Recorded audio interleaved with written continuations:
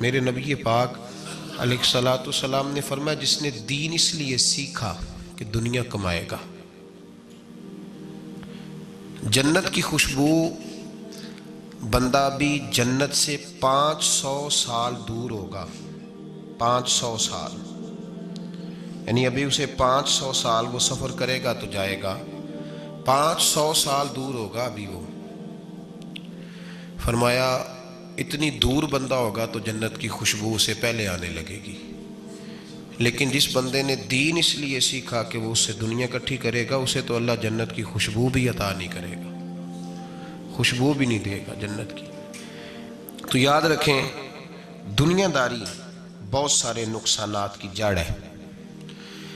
پیسے کی طلب اور پیسے کا پیار، الہاکم التکاثر حتی زرتم المقابر، اللہ فرماتے ہیں تم اتنے دنیا داری کے پیچھے لگے کہ بالآخر قبر تک پہنچ گئے پر تم نے دنیا داری نہیں چھوڑی۔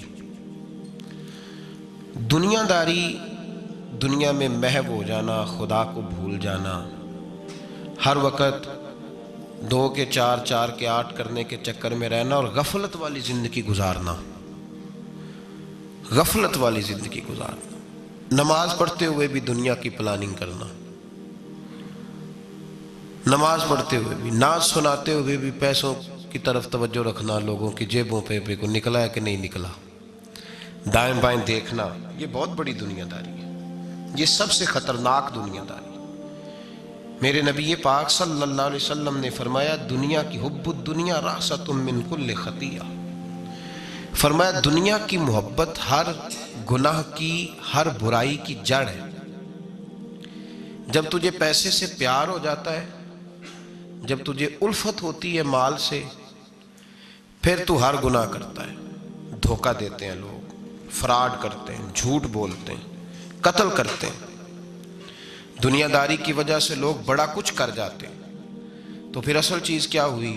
دولت کی محبت۔ میرے نبی پاک صلی اللہ تعالی علیہ وسلم نے دنیا میں رہ کے نکاح کیا، حضور علیہ السلام کے گھر میں ازواج آئیں، حضور نے گھر بنایا، نبی پاک صلی اللہ علیہ وسلم کے پاس بڑے پیسے آئے۔ ہمارے زمانے میں درویش وہ ہے جو بھوکا ہو، حالانکہ درویش بھوکے کو نہیں کہتے، درویش اس کو کہتے ہیں جس کے پاس کروڑوں روپیہ ہو پر اسے پیسے سے پیار کوئی نہ ہو، اس کو درویش کہتے ہیں۔ دنیا داری اتنی عام ہو گئی ہے ہر حلقے میں، مالدار کا یہ حال ہے کہ کروڑوں روپے ہیں پر اس کو سکون نہیں، وہ بیچارہ ہر وقت ٹینشن میں ہے کہ یہ بڑھ کیوں نہیں رہے۔ یہاں تک لوگ کہتے ہیں لوگ پیسوں سے پیسہ کماتے ہیں، ہم نے کیا کمایا آج تک۔ وہ الجھاؤ اتنا خطرناک ہو گیا، اتنا خطرناک، لوگ آ کے پیر صاحب سے کہتے ہیں دعا کریں کام چل جائے، تو اللہ کے بندے کے پاس آ کے اس چیز کا سوال کر رہا ہے جو اللہ نے کافر کو بھی دی ہوئی ہے، جو بغیر کلمہ پڑھنے کے اللہ نے کافر کو دے دی ہے، وہ تو بیعت کر کے مرید ہو کے وظیفہ پڑھ کے حاصل کرنا چاہتا ہے۔ پتہ حضور نے مثال کیا دی ہے؟ مثال میرے محبوب کی، اگر آپ مثال کو سمجھیں تو کمال ہو جائے۔ نبی پاک صلی اللہ علیہ وسلم حضرت جابر بن عبداللہ رضی اللہ تعالیٰ عنہ کے گھر سے نکلے تو ایک بکری کا بچہ مرا ہوا پڑا تھا، ایک ذبح ہوتا ہے ایک مر جاتا ہے، مرا ہوا پڑا تھا بکری کا بچہ روڑی کے ڈھیر پہ۔ حضور نے صحابہ کے دلوں میں نقش کرا دی بات، بکری بچہ مرا پڑا تھا تو حضور وہاں رک گئے، رک کے میرے محبوب پاک صلی اللہ علیہ وسلم نے فرمایا میرے غلاموں بتاؤ تو صحیح، ادھر آؤ بھائی، ٹھہر جا، تو بھی آ، تو بھی آ، تو بھی آ۔ صحابہ کو بلا لیا، کہاں؟ بکری کا بچہ کیا ہوا تھا؟ اس کو مر گیا تھا، بکری کا بچہ مر گیا۔ حضور نے بلایا، کھڑا کیا، فرمایا یہ بتاؤ اس مرے ہوئے بکری کے بچے کی جو اس کا مالک تھا اس کی نظر میں کیا قدر ہے، کیا قیمت ہے اس کی نظر میں؟ یہ یہاں روڑی کے ڈھیر پہ، پھر سمجھیے بات کو، مثال کو سمجھیے۔ نبی پاک صلی اللہ علیہ وسلم نے فرمایا یہ مرا ہوا پڑا ہے، یہ مرا ہوا پڑا ہے بکری کا بچہ، یہ تمہارے سامنے ہے، بتاؤ اس کا جو مالک تھا اس کی نظر میں اس کی کیا قدر ہے؟ عرض کی یا رسول اللہ صلی اللہ علیہ وسلم کوئی قدر ہوتی تو بیچارہ روڑی کے ڈھیر پہ ہوتا، کوئی قدر نہیں، صفر ہے۔ کیا انداز ہے، کیا تشبیہ ہے، کیا سمجھانے کا महबूब समझाया नहीं करते थे, बात पिला दिया करते थे, नक्श हो जाती थी दिलों में। नक्श कर दी मेरे महबूब ने, बात समझाई तो नक्श कर दी। फरमाया मेरे गुलामों, ये इसकी कोई कीमत नहीं थी तो तब रूढ़ी के ढेर पे फेंक दिया ना इसे मालिक ने। फरमाया अगर अल्लाह की नज़र में दुनिया के माल की इतनी भी कीमत होती जितनी मरे हुए बच्चे के मालिक की इसकी नज़र में कदर है, इतनी भी कीमत होती। और फिर बात आगे बढ़ाई, फरमाया ये तो फिर बकरी का बच्चा है ना। अगर अल्लाह की नज़र में दुनिया के माल की कदर और कीमत मच्छर के पर के बराबर भी होती तो खुदा कभी काफिर को एक घूंट पानी का भी न देता कि तू मुझे मानता नहीं और मैं तुझे दुनिया दूं, मैं तुझे दूं। फरमाया अगर उसकी नज़र में मच्छर के पर के बराबर भी होती तो अल्लाह कभी एक घूंट पानी का काफिर को। मैं कहता हूँ यार, जो चीज़ अल्लाह ने ना मानने वाले को दी है, मुनकर को दी है, तो उसके लिए दुआएं कर रहा है। जो ना मानने वाले को उसने दे दी तो उसके पीछे भाग रहा है, तो सुबह शाम उसकी मनसूबाबंदी कर रहा है। सूफी के लिए, दरवेश के लिए, राह तरीकत के मुसाफिर के लिए, मुसलमान के लिए सबसे ज़्यादा ये है कि वो जहर पीता है अगर दुनिया की मोहब्बत में जीता है। अगर किसी दुनियादार को देख के किसी दरवेश का, किसी अल्लाह वाले का दिल मचलता है कि ये पैसे मेरे पास होते तो उस शाम उसे नमाज में मज़ा नहीं आएगा, गई उसकी कुरान पाक की लज्जत, उसका दरूद में दिल कैसे लगेगा।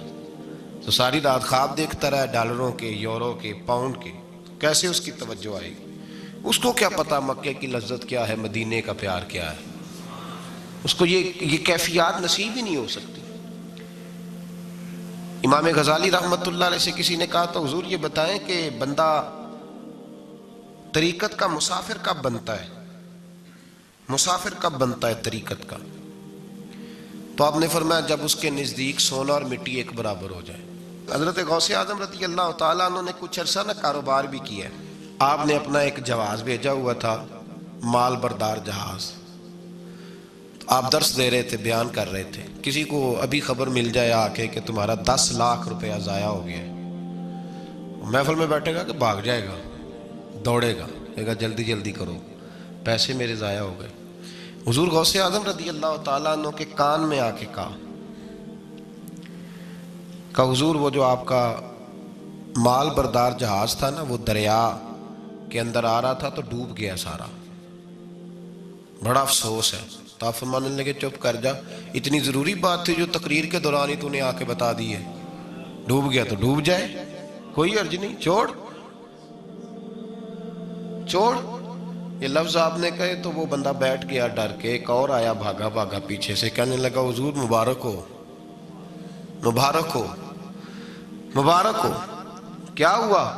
कहने लगा हुजूर वो जो आपका माल बरदार जहाज दरिया में डूब गया था ना, वो वापस ऊपर आ गया है। आप फरमाने लगे चुप कर जा, कोई इतनी जरूरी बात थी जो दौरान तकरीर ही तूने मुझे सुना दी है। चुप कर जा, कोई जरूरी बात थी, छोड़। आ गया चला गया, दुनिया का माल था। मुझे खबर देनी हो तो ये देना कि मेरा रब राजी हो गया है, मुझे खबर देनी हो तो ये देना कि मेरे रसूल की तरफ से पैगाम आया है, ये खबर देना कि आज किसी ने कहा है कि तुझे वहाँ याद। ये कौन सी खबरें हैं? दुनियादारी के मामलात। मुबारक हो जी, मुबारक। किस बात की? तेरी कमेटी निकल आई है, बड़ी मुबारक है भैया, हद हो गई। कैसी मुबारक, किस तरह की मुबारक? हजरत अबुल हसन खरकानी बहुत बड़े दरवेश थे, महमूद गजनवी मुरीद था, महमूद गजनवी बादशाह वक्त, और बू अली सीना जैसे साइंसदान आपके मुरीद थे। एक दिन सर में खारिश होने लगी तो खादम को बुलाया, खादिम को, कहने लगे यार देखना कहीं जुमे तो नहीं पड़ गई मेरे सर में।